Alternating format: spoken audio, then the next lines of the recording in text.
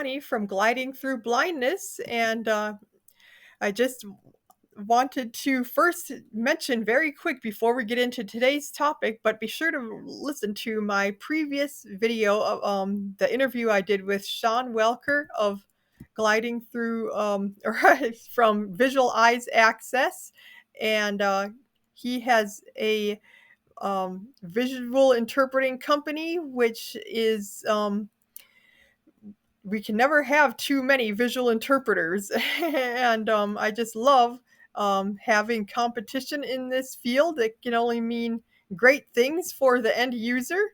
And he is very experienced and is already helping a lot of people in a lot of very different scenarios. And we talk all about that in the video that I recorded last week, so be sure to check that out. And also the ceramics class that I attended for visually impaired people. I learned a lot, and I recorded a few clips during the class, and it was just very enjoyable to hang out with friends. And please enjoy uh, watch that too, because I'm not a very crafty person, but I really enjoyed myself, and it's always fun to learn new things. Um, and This video is going to be all about the self-driving future that is just around the corner, and um, I really encourage you to keep watching, because at the end I'm going to show you some incredible footage that you're not going to believe. And it is from China, so you'll hear the Chinese language spoken, but it's actually a clip from one of Brighter with Herbert's videos. And so he and Brian White will be there talking about what they're watching.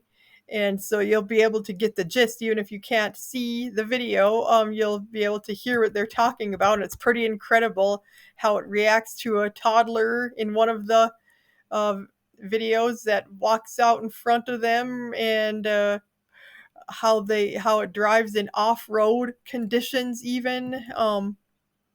So it's not going to be limited by maps or by LiDAR or the things that people say are so necessary. And it just illustrates some of these things. And the Department of Transportation has already granted approval for the robotaxi service, so they have obviously seen it in action, and I'm sure there's several updates ahead of what is being released to the public as far as the software in these vehicles. So, and if these vehicles can already do some of this stuff, you can just imagine what is in some of these future updates that will be coming very, very soon. And they're using this polyurethane plastic for the mold, so that they can put some of this coloring in at the same time, and they will both be heated. This plastic and this metal, or the coloring, will be like melted together into one single product, which is really going to um, decrease the expense, because they won't be using typical paint. Although paint will still be able to be used to like fix mistakes or whatever, but it's just another way they have invented for cutting down the cost in some of these ingenious ways, many of which I talk about on other videos.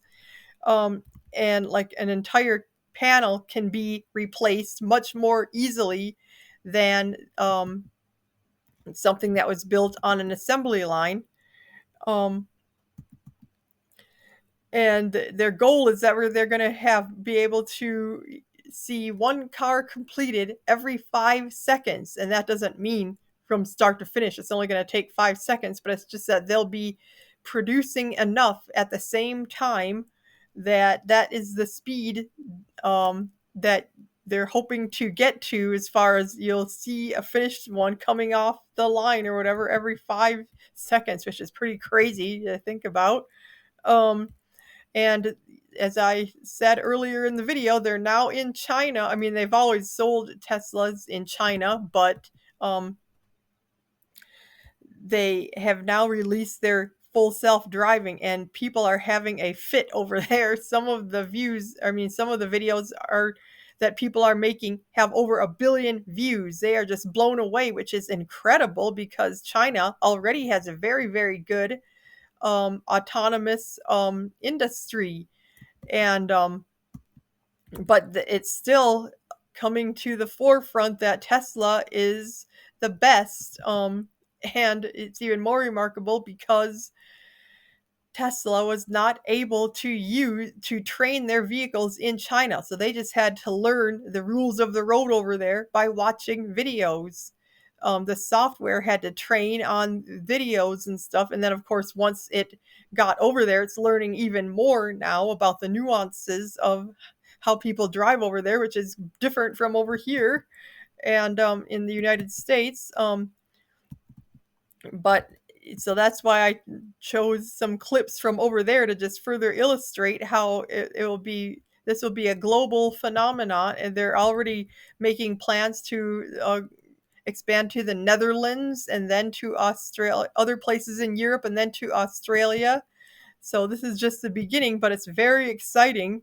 Um, and I said before that since they do most things in house, they'll be able to keep their expenses down there as well and can scale much easier without having to depend on the timelines of other um, um, people that they are getting parts from, etc., etc., and which just is a bureaucratic mess sometimes. It just greatly slows down the process. So that's another thing in their favor, and so it'll just be a domino effect that will speak for itself here before too much longer, which is why they don't really have or need the best PR department because word of mouth is sometimes the best PR, and after a while, the politics just won't matter as much as the product itself because they're totally separate. And I think that's how it should be. I mean, you can't totally divorce one from the other. And I'm not saying we shouldn't be concerned about politics. Have very strong opinions about it, and think it's very important to discuss it. But it's just different from these products, and so I mean, some of Elon's things have not succeeded. Just recently, one of the SpaceX spaceships exploded, and of course, there weren't any people in it, but it wasn't the first spaceship. Sometimes, when you're visionary like that, not all of your ideas are going to succeed. Just like his Hyperloop thing, he kind of had to put that by the wayside because it just wasn't doing what he envisioned, and he kind of has backed away from the solar panel thing, and there's been different things like that, but I think he needs to have several irons in the fire going all at once to keep his interests. That's just the way he is, even though that's not what would work best for most people. We just have to be cognizant of how different people operate best in different conditions, and so yeah, I just keep saying that both extremes greatly annoy me, and that's why I consider myself more of a centrist now, and some people say that that just means I'm making excuses like for the other side or whatever, but I'm really not. I see big flaws at both extremes, and it's just polarizing, that which is why we need to come together more, have a more moderate or nuanced point of view on some of this stuff and be able to listen to each other more, because that's the only way we can come together and not assign motives or think that we know before we have proof or have learned the full story. Like, that's why I like to listen to entire speeches and not just go by what a meme has said, because that's just a bare glimpse of what's somebody's agenda. And so that's why I like these long podcasts now where you can really dive deep into what the person is thinking, especially if the interview is really good at asking hard questions. And some people I've been listening to lately for some of my news that are more in the middle. There's things they really don't like about both sides, and they aren't afraid to say so. But Tom Bilyeu is one, and Meet Kevin would be another, and I'm sure my sister mentioned one as well. So if you can have a podcast where there's are people that are equally represented from both sides, or at least you're not afraid to criticize both sides, is what I'm kind of looking for. Um, because otherwise, it's just too like Elon does put in his foot in his mouth a lot, and but a lot of people have a completely different online persona than they do, and he's definitely no exception, which is why I don't read. Uh, I'm not on Twitter, and I certainly wouldn't subscribe to him if I was, because I'm more about what he is doing, and yeah, just the blunt way he speaks sometimes, he doesn't do himself any favors, and like those gestures that he made, I wish he would just apologize for them, because even if he didn't mean it or whatever, he did offend people, and so that's what I would do. But of course, he he does his own thing, and yeah, like I don't like the way Trump is constantly, every chance he gets, he has to take advantage of criticizing the previous administration, and it's just so transparent, like how just when people do things like that with no sub, just to throw a thing out there like the previous admin just messed everything up, and even if that was true, that they did 100% of everything wrong. I mean, it's just, it's not a good way to gain friends and influence people by constantly throwing it in people's face and just always just being antagonistic for the sake of it. It seems like, so that really bothers me. But it also bothers. Oh, and the two-way podcast is another one I meant to mention that somebody brought up, that apparently it brings it to up both sides of the issue. I haven't really watched it yet, but that would be a good one for people that are more interested in getting a more nuanced view. But yeah, just saying that people are evil though, and drawing these comparisons to actual people that have killed or people, or put tortured them, or put them in concentration camps by the millions, and comparing that to some of these issues we have today is just kind of ludicrous, I think. Or like people now that are like keying Teslas and writing vulgar messages on them, and just yeah, I mean that's not good either. Blowing up, trying to blow up factories. The that's, but I mean, I don't think that is representative of most of Americans. I think that's just the extreme fringes, but that they are the people who get the most attention. Um, or like the offhand remark that Tim Walz made, where he just kind of in jest said, like, "Yay, Tesla's way down in the stock market today," and that really makes me feel great, or whatever he said. But I mean, he doesn't like Elon, and he doesn't have to. And I mean, if he wants to make a little joke about it, I mean, I think it's poor taste personally, and I wouldn't have done it. But by the same token, I don't think by him saying that he hates everyone who works for Tesla and wants to see them all go bankrupt and starve and lose their jobs, and just I mean, every remark that someone makes, or every little thing they do, does not have to be dissected to that degree. And like Senator Crockett recently made a remark about Governor Abbott from Texas. Um, Something about Hot Wheels, and he's in a wheelchair. So, like, some people were saying that, I mean, got all offended about that. And we just shouldn't be so sensitive. Like, apparently, Elon Musk said something about a blind person who is criticizing Doge or whatever, and he was Elon Musk, I think he said something like, "Of course you don't see the point. You can't see," or something like that. And I mean, yeah, it was a dumb thing to say, but it doesn't mean that he hates blind people or um I mean, he's hired blind people and people of other races and et cetera, et cetera. So just to from a little, I mean, we all say things that we regret or we might make fun of the ways people talk sometimes or just whatever. And I mean, of course, when you're in the public eye, you should be more careful about that kind of thing. But I mean, there's just a lot more important things that we should be talking about. And we're just too quick to cancel people and call them monsters and stuff, just like what's her name, the author of the Harry Potter books.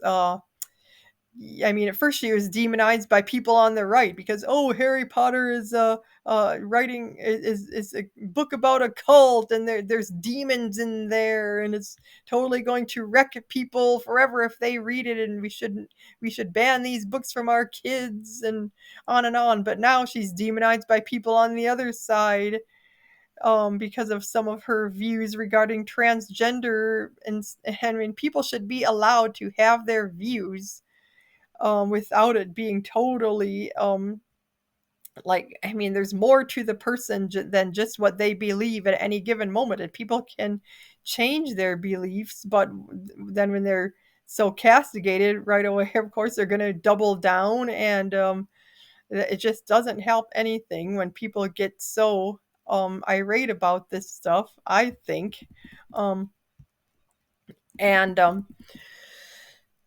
but yeah, with that, I think I'm gonna change the corner here and go into some of these videos so we can end on a high note about the future that is coming. It is right around the corner, and it will um, I believe strongly that Tesla will be the leader in the industry just because they are able to scale so much more easily, so much less expensively, and they have the data that they've been recording in all these just massive, massive, massive amounts of data that these other companies just can't compete with to the same level.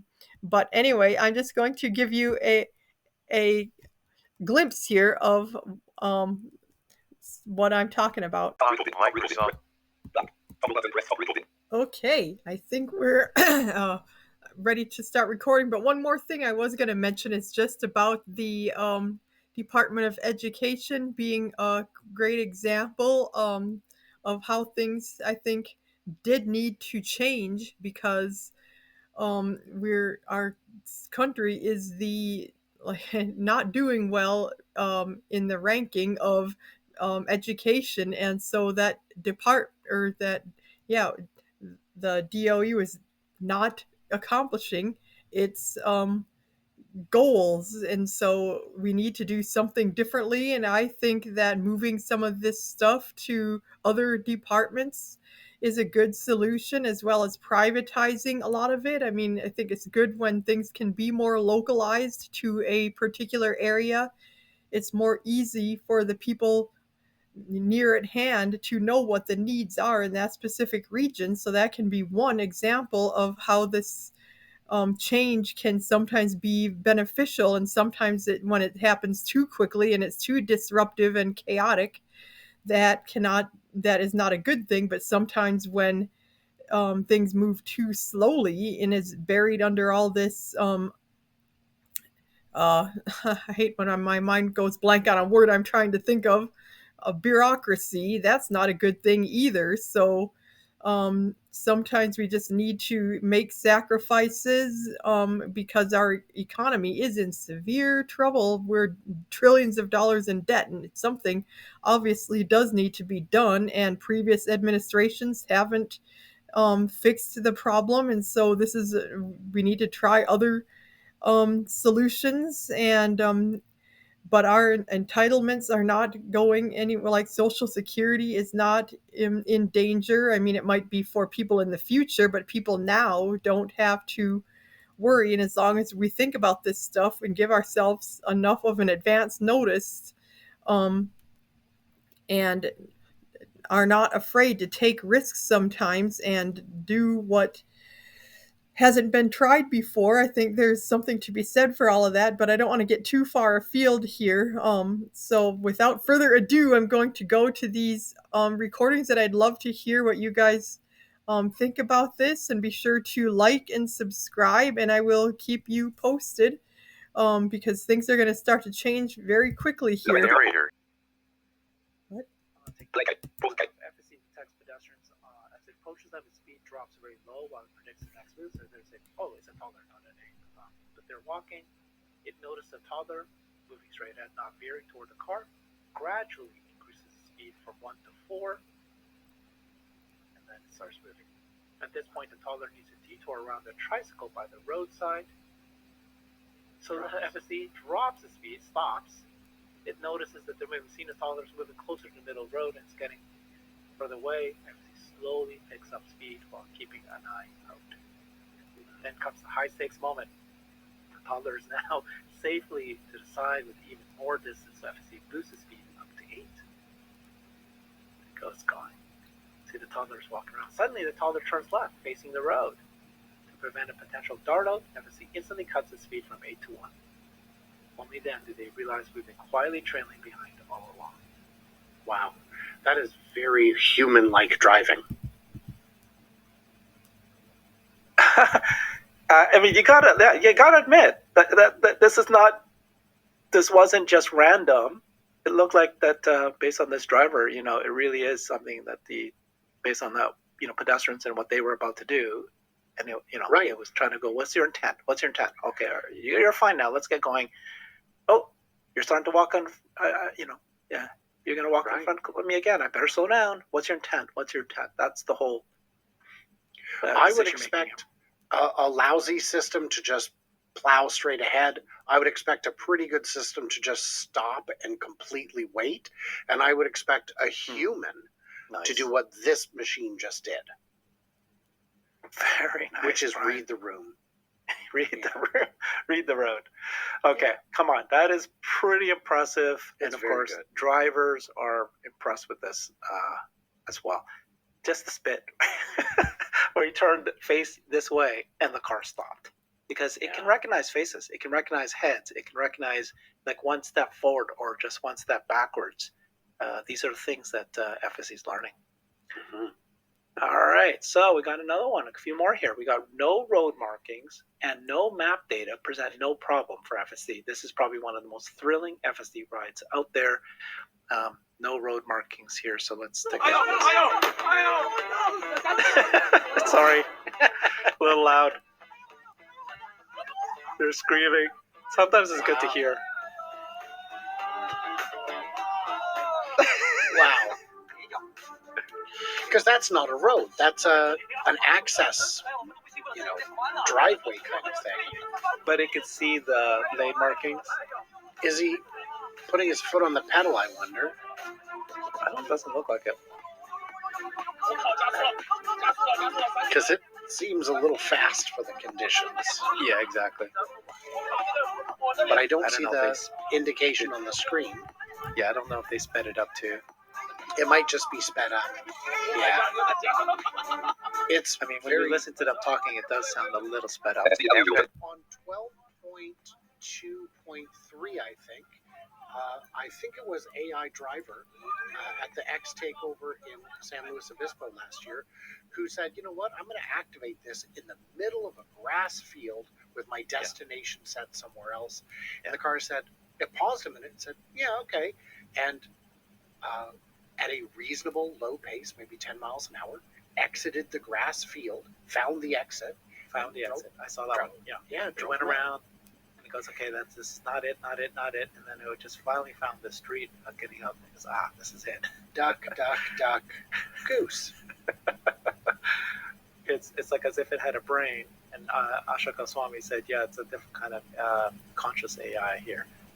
Okay, another one we've got here is FSC navigated through 2 short, narrow tunnels. Its vision system can accurately measure the space. Tell me if you guys agree with that. 看一下，这个动子来了，Right, coming non-stop. Oh mom. 我妈。它就闪的速度就慢慢走，看到没有？走，漂亮， Wow. 走，加油，就一直闪的速度。 And it has those poles. 可以吧？这是真的很窄啊，真的很窄。 I wonder. It feels like a lidar should be able to do that one too. That's the whole point. Well, yes, but if LiDAR is going to introduce additional Ooh, errors, that. Yeah, see that? It knew it's a that there two-way was, tunnel. and it saw the Ah, micro that's coming what out. 哎呦， So what you were saying about lidar? 真的有点近。 LiDAR, if it introduces additional errors, if it introduces additional noise that's going to hold it back in other ways, even if it's better at detecting, it's not a better system. The system doesn't have to be able to, pinpoint precision. It's not like military guided precision. We just need it to be able to handle the roads. And if vision can handle the roads, which videos like this strongly suggest it is more than adequate, then increasing fidelity beyond that point is pointless. Tesla knows what the road looks like. Well, Waymo knows down to the millimeter. That doesn't help. I don't need that degree of accuracy. So yeah, I think it's overkill. Microsoft Flip 614. And there you go. Hope that was enjoyable and you learned something, and I'll be back with more in future, so stay tuned.